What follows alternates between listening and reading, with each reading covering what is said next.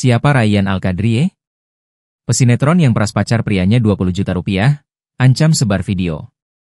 Aktor figuran sinetron, Muhammad Rayyan Al-Qadriye, ditangkap pihak kepolisian atas dugaan tindak pemerasan terhadap seorang pria berinisial IMT.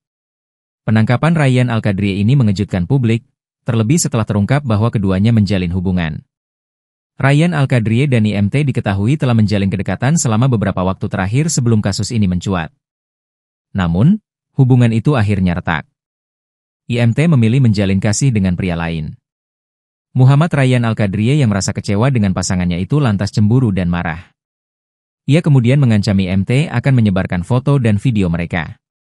Rayyan lantas meminta uang 20 juta rupiah kepada IMT, agar video dan foto itu tidak disebarkan. Kasat Reskrim Polres Metro Jakarta Pusat AKBP Muhammad Firdaus membenarkan hal demikian. IMT yang ketakutan kemudian menyerahkan uang tersebut dengan cara ditransfer. Uang ditransfer secara bertahap hingga mencapai 20 juta rupiah. Setelah kejadian, IMT yang kemudian merasa dirugikan akhirnya melapor ke Polsek Cempaka Putih.